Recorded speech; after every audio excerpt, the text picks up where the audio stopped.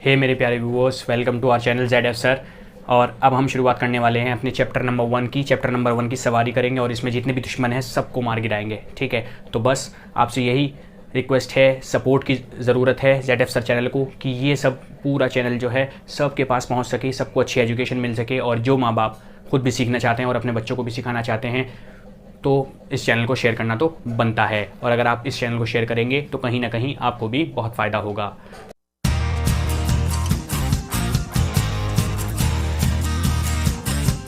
और अब शुरू करते हैं अपना पहला चैप्टर, रिकॉल।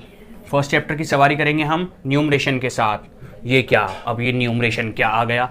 ये न्यूमरेशन एक अटैकर है जिसके पास क्या है, ये वेपन्स हैं, काउंटिंग नंबर्स, होल नंबर्स और न्यूमरल्स। हमें इस न्यूमरेशन को हराना है। अब न्यूमरेशन को हराने के लिए क्या करना पड़ेगा? न्यूमरेशन के पास जो वेपन्स हैं यानी काउंटिंग नंबर्स, होल नंबर्स और न्यूमरल्स, इनके बारे में पता करना पड़ेगा। तो चलो करते हैं पता। फर्स्ट चैप्टर की सवारी में सबसे पहले अटैक करेंगे न्यूमरेशन के ऊपर। नंबर है चलो। तो न्यूमरेशन का पहला वेपन है काउंटिंग नंबर। न्यूमरेशन का मतलब ये है कि हम नंबर को क्या नाम देंगे। जैसे आपने देखा होगा आपकी क्लास में कितने बच्चे हैं, आप गिनते हैं 1 2 3 4 5 6। या फिर आपके जब आप पढ़ने गए होंगे शुरू क्लास में, छोटे से बच्चे होंगे, छोटे से होंगे, तो मैम ने क्या कहा होगा, बेटा बोलो 1 2 3। क्या बोला आपने? वो बोला आपने काउंटिंग नंबर्स। ठीक है, तो 1 2 3 4 5 6 are called the counting numbers. ये सब नंबर्स क्या होते हैं? काउंटिंग नंबर्स कहलाते हैं।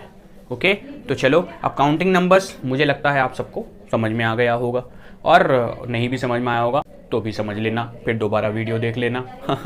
फिर चलते हैं फिर अपने नेक्स्ट पॉइंट की तरफ जो न्यूमरेशन के अंदर आता है, होल नंबर्स। तो बच्चों अब हम पढ़ेंगे whole numbers. Whole numbers numeration का दूसरा पार्ट है। अब हमने पहले पढ़ा था काउंटिंग नंबर। काउंटिंग नंबर में हमने क्या देखा था कि 1 से लेकर जितने भी और आगे तक नंबर जा रहे थे वो सब किस में आ रहे थे? वो काउंटिंग नंबर्स में आ रहे थे। लेकिन अब अगर एक ज़ीरो जो है, ज़ीरो, आपने ज़ीरो भी कोई चीज़ सुनी होगी। क्या सुनी होगी? कि भाई जब कुछ नहीं होता वहाँ क्या चीज़ है? वो ज़ीरो है। मेरे हाथ में कुछ नहीं है तो क्या है? ज़ीरो है। और अब अगर मेरे हाथ में एक पेन आ गया तो मैं क्या कहूँगा?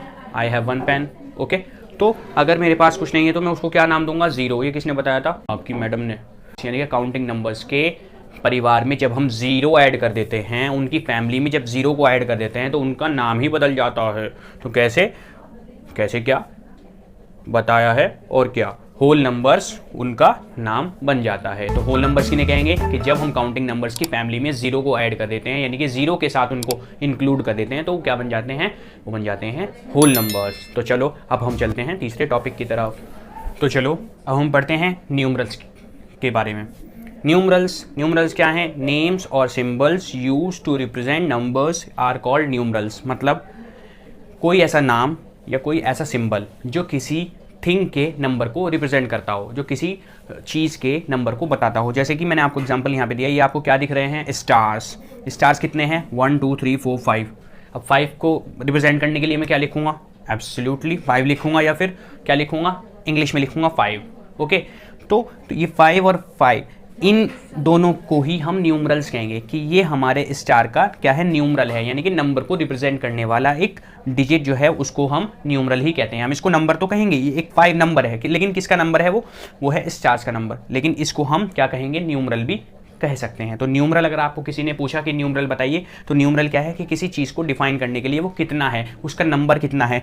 एक हम सिंबल लिखते हैं, सिंबल क्या है? 5, या फिर हम उसका नाम लिखते हैं ये 5, तो ये क्या है?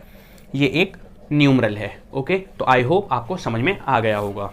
तो चलिए चलते हैं अब हम अपने नेक्स्ट रिप्रेजेंटेशन ऑफ नंबर्स की तरफ। रिप्रेजेंटेशन ऑफ नंबर्स का मतलब होता है कि नंबर्स को हम किस तरीके से रिप्रेजेंट कर सकते हैं, किस तरीके से उसको दिखा सकते हैं। तो 3 तरीके से हम नंबर को दिखा सकते हैं। आपकी 5th क्लास से पहले आप 4th क्लास में पढ़ के आए हैं। क्या? एबेकस क्या है? ये फर्स्ट कैलकुलेटिंग डिवाइस है।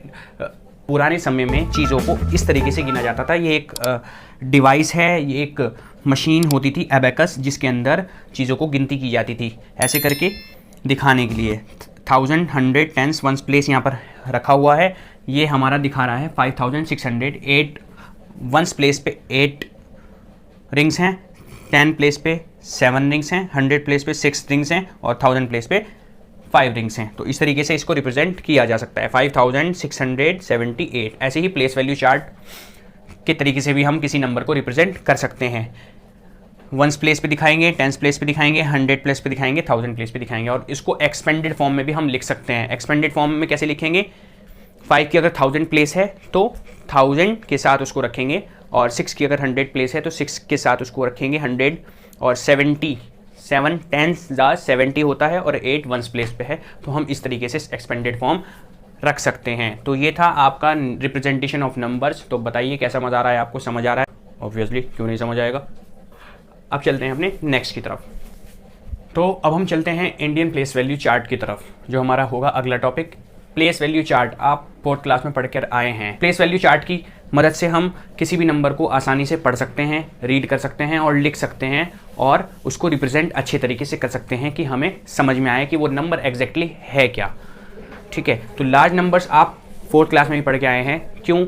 वहाँ पर लार्ज नंबर्स को आपको रिप्रेजेंट करने का इंडियन प्लेस वैल्यू चार्ट दिया गया था। एक बार और से पढ़ते हैं कि इंडियन प्लेस वैल्यू चार्ट असल में होता कैसा है। अगर आप 1 डिजिट लिखेंगे तो वो वंस प्लेस पे आएगा सबसे राइट के अंदर। अगर हम उसके अंदर 0 ऐड करेंगे तो वो टेंस बन जाएगा 2 डिजिट। 100 में 3 डिजिट्स होते हैं 100, 1000 में 4 डिजिट्स होते हैं 1 के साथ 30, और फिर हम ऐसे ही लेफ्ट में चलेंगे, यानी कि राइट टू लेफ्ट चलते रहेंगे, तो हमारा नंबर की प्लेस आगे बढ़ती जाएगी, बदलती जाएगी। ठीक है, 10,000 में जाएंगे तो 5 डिजिट्स मिलेंगे, और लैक्स में जाएंगे तो 6 डिजिट मिलेंगे, और 10 लैक्स तक आप पढ़ के आए हैं 7 डिजिट तक। तो 1 डिजिट से लेकर के 7 डिजिट तक का नंबर आप 4th क्लास में रीड करके आए हैं। इसको कैसे हम डिफाइन करेंगे कि हमें कैसे पता चले कि हमारा नंबर कैसे जो है हम रिप्रेजेंट कर सकते हैं। ध्यान दीजिएगा, यहाँ से यहाँ तक का ग्रुप, यानी कि पहले राइट में पहले 3 नंबर का ग्रुप होता है वंस। ये ध्यान रखना है आप, वंस में 1 टेंस और 100 आता है, ये याद रखिएगा। उसके बाद दूसरा ग्रुप आता है 1000 का, यानी कि जब हम राइट टू लेफ्ट चलेंगे, आपका राइट किधर होगा, मेरा लेफ्ट, आपका राइट होगा, ध्यान रखिएगा। ठीक है, राइट टू लेफ्ट। चलो मैं ऐसे भी करके दिखा देता हूँ। इधर से इधर चलेंगे तो पहला ग्रुप क्या होगा, वंस।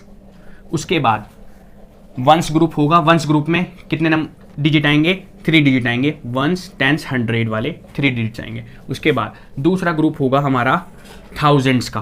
किसका ग्रुप होगा, थाउजेंड्स का।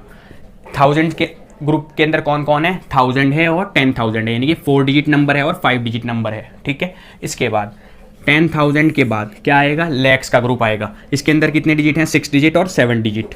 ठीक है, अब मिसाल के तौर पर मैं आपको एक नंबर लिख के दिखाता हूँ, 5 6 7 8 4 3 3 4 5 6 और ये 7।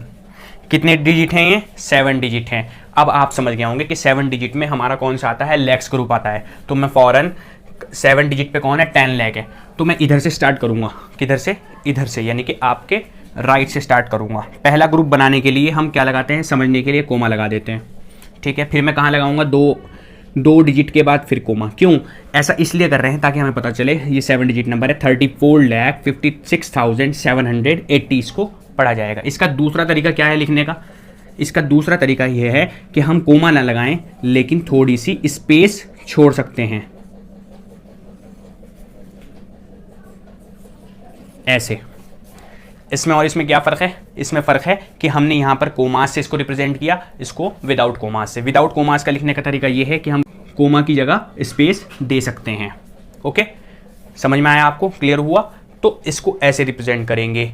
अब लिखने का इंग्लिश में कैसे लिखेंगे इसको, 4,46,780। समझ गए आप? तो ये है प्लेस वैल्यू चार्ट। तो अब हम कुछ क्वेश्चंस करने वाले हैं अपने इस चैप्टर पर बेस जो हमने पढ़ा है अभी तक। कुछ हमने कॉन्सेप्ट सीखे, जिस पे पहला क्वेश्चन है the smallest counting number is. आपको मैंने सबसे शुरू में ही काउंटिंग नंबर के बारे में बताया था, तो काउंटिंग नंबर का परिवार आपको पता है कहाँ से शुरू होता है, 1 से। तो स्मॉलेस्ट नंबर कौन हुआ काउंटिंग नंबर का, 1। तो हमारा नंबर आ गया 1। आई बात समझ में। इसके बाद बात करते हैं the smallest whole number is. ये कह रहा है कि सबसे छोटा होल नंबर बताइए। तो बताइए सबसे छोटा होल नंबर कौन हुआ, थोड़ा सोचिए। मैंने बताया था कि जो हमारा होल नंबर का परिवार है वो कहाँ से शुरू होता है, 0 से। तो 0 से अगर हमारा परिवार शुरू होगा तो सबसे छोटा नंबर भी कौन होगा, 0। इसके बाद बात करते हैं 13,586 इज रिटन एज। इसको हम कैसे लिखेंगे, मैंने आपको प्लेस वैल्यू चार्ट में लिखने का तरीका बताया था, तो बस उसी तरीके से लिखेंगे। तो हम सबसे पहले लिख देते हैं 32,586। अब हम लिखेंगे यहाँ से वंस प्लेस से शुरू करेंगे, 6 लिखा, 80 यानी कि टेंस पे है तो 80, और 100 कौन है, 100 पे कौन है, 5। तो 586 के बाद हम क्या लगाएंगे, कोमा। कितना, 13,000 है तो 13 का मतलब ये आ गया। अब हमने इसको ऐसे रिप्रेजेंट कर दिया। ओके, तो रिप्रेजेंट करने का तरीका आपको बिल्कुल इसी तरीके से करना है। इसके बाद बात करते हैं 7 इज एट प्लेस इन 79,325 लिखा हुआ है ये। तो 7 किस प्लेस पर है ये पूछ रहा है, तो बताइए यहाँ पर ये कौन सी प्लेस है। हमने प्लेस वैल्यू चार्ट में देखा था कि कितने डिजिट किस प्लेस पर आते हैं। तो कितने डिजिट, 1 2 3 4 5 डिजिट देखिएगा किस पे आता है, 10,000 पे आता है। तो क्या हो गया, 10,000। The predecessor of the successor of the largest 4 digit number is. ये क्या है सर, इसके बारे में तो आपने बताया ही नहीं। प्रीडिसेसर क्या होता है, सक्सेसर क्या होता है। तो चलिए, अगर आपको पता है इसका आंसर तो आप ज़रूर कमेंट बॉक्स में लिखिएगा, अदरवाइज नेक्स्ट क्लास में हम प्रीडिसेसर और सक्सेसर के बारे में ही पढ़ेंगे। तो थैंक यू सो मच बच्चों, हमने आज चैप्टर रिकॉल किया है, मतलब चैप्टर फर्स्ट को हमने रिकॉल ही माना है। क्यों, क्योंकि आप जो कुछ पढ़कर आए हो क्लास 4 में वो थोड़ा हमने क्लास 5 में रिवाइज़ किया है और उसके ऊपर कुछ क्वेश्चंस किए हैं। ओके, तो थैंक यू सो मच। और हाँ, चीज़ें करने के बाद अगर फिर भी आपको क्वेरी रहती है तो आप प्लीज़ मेरी इंस्टाग्राम आईडी पर मुझको इनबॉक्स कर सकते हैं। मेरी इंस्टाग्राम आईडी मैं यहाँ पर दे दूँगा, तो आप वहाँ से देख लीजिएगा और डायरेक्ट मुझे वहाँ पर मैसेज कीजिएगा, ताकि कुछ क्वेरीज़ आपकी हों तो मैं वहाँ पर आपको सॉल्व कर सकूँ और मैं जल्दी जल्दी आपका जवाब देने का, रिप्लाई करने की कोशिश करूँगा। Okay, thank you so much. मिलते हैं नेक्स्ट क्लास में, तब तक के लिए गुड बाय।